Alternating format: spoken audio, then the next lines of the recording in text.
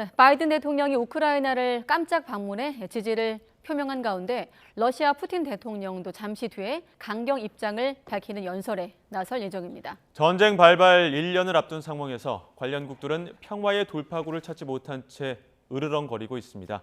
우크라이나 전쟁이 어디로 가고 있는 건지 강성웅 해설위원 실장과 알아보겠습니다. 어서 오십시오. 네.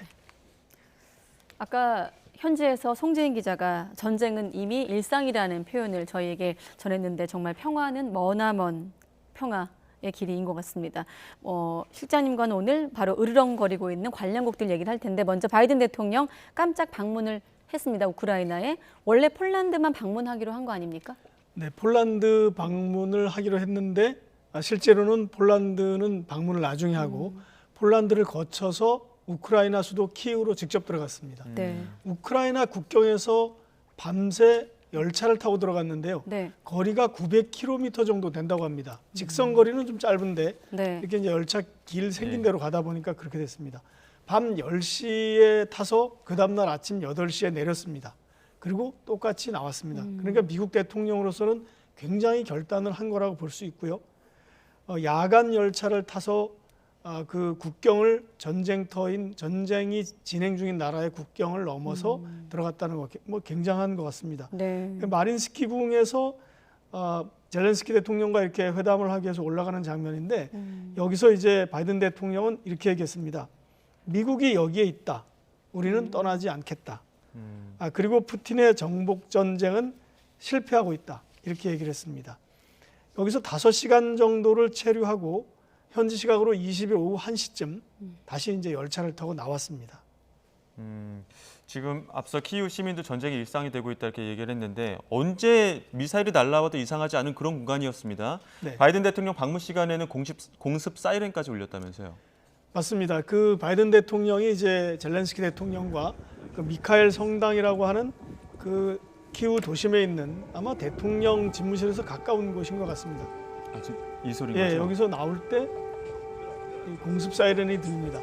이게 이제 그 실제 상황인지 아니면 이게 우크라이나에서 어떤 그 경계 상황을 표출하기 위해서 이렇게 했는지는 정확히 모르겠는데 네. 실제 상황은 아닌 게 아니냐 이런 얘기가 나오고 있습니다. 그래서 이제 다시 이렇게 약간 조심스럽게 나오는 그런 상황이고요.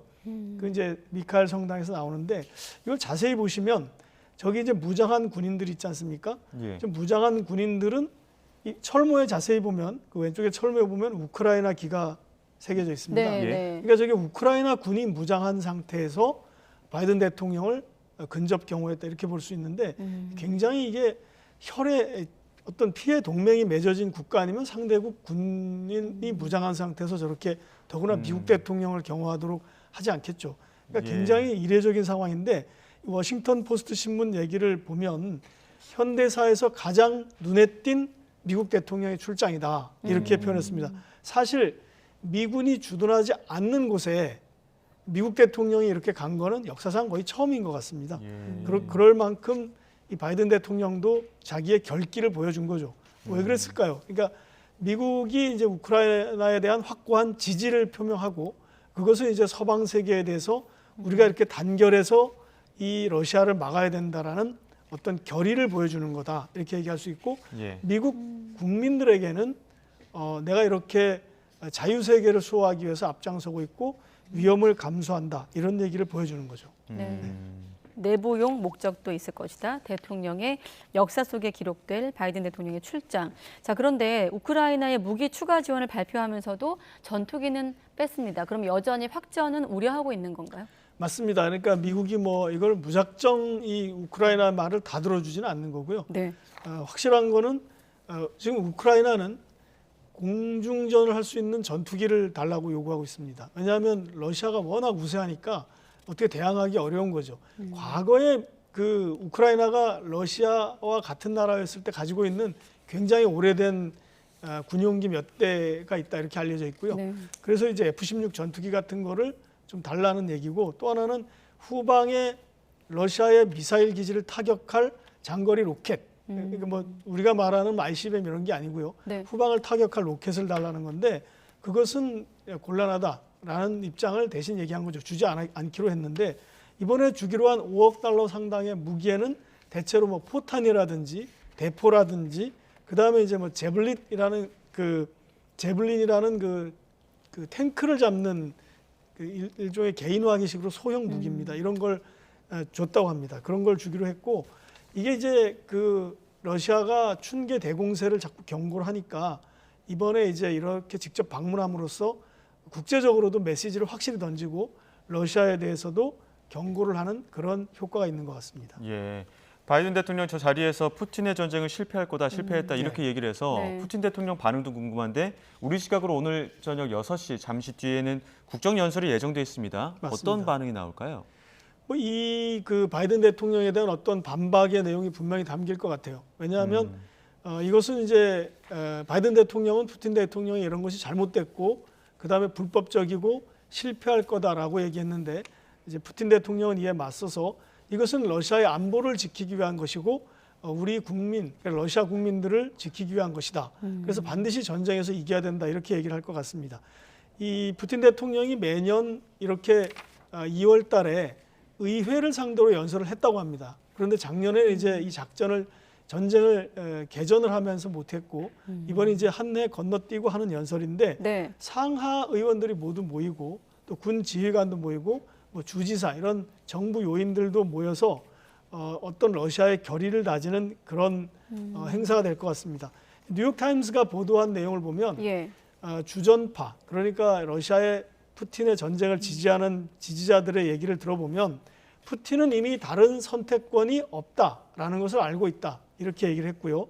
또 러시아가 승리할 때까지 계속 싸울 것이다, 이런 얘기를 할 거다라고 얘기를 했습니다.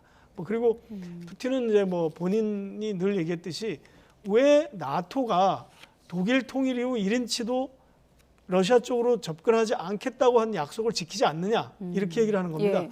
그런데 미국은 그 이후로도 뭐 여러 개의 나라, 동구라파의 대부분 나라들을 다 나토에 가입시켰고, 그리고 이제 우크라이나까지 가입시키니까 푸틴의 입장에서는 이것은 우리의 안보, 러시아 사람들의 안보를 위협하는 거다, 이렇게 주장할 것 같습니다. 네. 네. 아무튼 바이든 대통령은 푸틴의 정복 전쟁은 실패하고 있다라고 했고, 여기에 대해서 러시아의 어떤 결의를 보여주는 푸틴의 메시지가 주목되고, 또 여기에 반박하는 바이든 대통령의 연설도 폴란드에서 내일 새벽 예정돼 있다고요. 맞습니다. 지금 이제 바이든 대통령은 이제부터 그 폴란드 공식 방문을 시작하는 겁니다. 그래서 이제 두다 대통령과 회담을 하는데 네. 현지 시각으로는 이제 21일 오후인데 우리 시각으로는 내일 새벽입니다. 폴란드 어떤 그 대통령 집무실에 가서 회의를 하고 나와서 이제 연설을 하는데, 이 연설이 중요한 거는 지금 역사적인 그 우크라이나 전쟁 1주년에 푸틴 대통령과 바이든 대통령이 동시에 역사적인 연설을 한다는 겁니다. 이 전쟁을 규정하고 국제사회가 어떻게 돼야 한다는 걸 규정하는 건데, 뭐 결과는 대체로 예상하듯이 전쟁을 서로 놓지 않을 것이고 계속 싸울 것이다라는 거고요. 그것은 이제 러시아와 미국, 그리고 미국의 진영, 서방이 되겠죠. 서방과 미국 진영과 러시아, 그리고 친러시아적인 중국과의 어떤 큰 두 개의 진영으로 나뉘어서 과거 50년대, 60년대, 70년대까지 이어졌던 신냉전의 어떤 새로운 재판이 될 거라는 거, 그거를 이제 역사적으로 규정하고 확실히 공지하는 그런 행사가 될 것 같아서 더 주목이 된다, 이런 얘기입니다. 네, 바이든 대통령의 확고한 지지, 그리고 푸틴 대통령 다른 선택권이 없다라는 강력한 의지. 네. 결국엔 이렇게 되면 평화의 길은 점점 더 멀어지는 것 아닌가, 이런 의문이 드는데요. 맞습니다. 도대체 이 전쟁을 누가 원하느냐, 모든 사람이 싫어하는데, 이렇게 궁금해하실 분들이 많습니다. 사실 근데 자세히 보면 러시아는 자신의 안보를 위해서 이걸 침공을 시작한 거고요. 우크라이나는 우크라이나의 영토를 빼앗겼기 때문에 싸우지 않을 수 없는 겁니다. 그것을 대변하는 게 지지율인데, 푸틴 대통령의 지지율은 1월 달 기준으로 82%입니다. 예. 그러니까 압도적인데, 조금 떨어졌을 때가 이제 징집했을 때인데 그때도 70%대였다. 이런 이제 그쪽 이제 러시아 내의 얘기인데, 네. 사실 러시아에 있는 사람들하고 통화를 해보면 이게 맞습니다. 흔들리지 않는 푸틴에 대한 지지가 있다는 걸 느낄 수 있고, 예. 뭐 반대로 이제 그 젤렌스키 대통령의 지지율도 이 사람이 아마 내년에 대선을 앞두고 있는 것 같은데 역시 70%가 넘습니다. 네. 국민들이 전쟁을 수행하는 지도자를 지지하고 있는 겁니다. 그럼 바이든 대통령의 입장에서는 자유수호라는 걸 가지고 지지할 수밖에 없다, 이제 이런 입장이고요. 밀리면 본인도 이제 국내적으로 그 피해가 있으니까 네. 그런 것 같고요.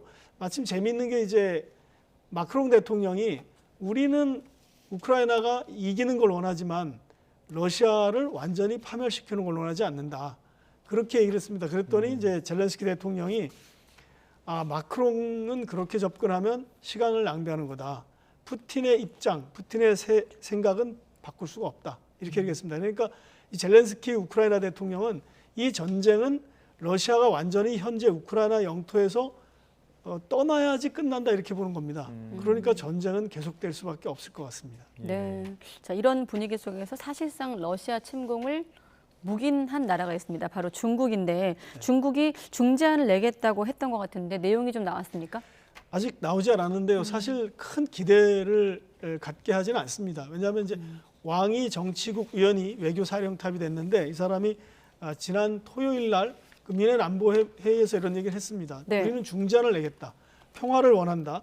우리 목표는 중국의 목표는 평화회담을 가능하게 하는 것이다. 이렇게 얘기를 했는데 사실 중국이 그동안 보여온 입장을 보면 네. 공식적으로는 이렇게 중립인 태도를 보이지만 사실상 러시아의 침공에 대해서 비판 한마디 한 적이 없습니다.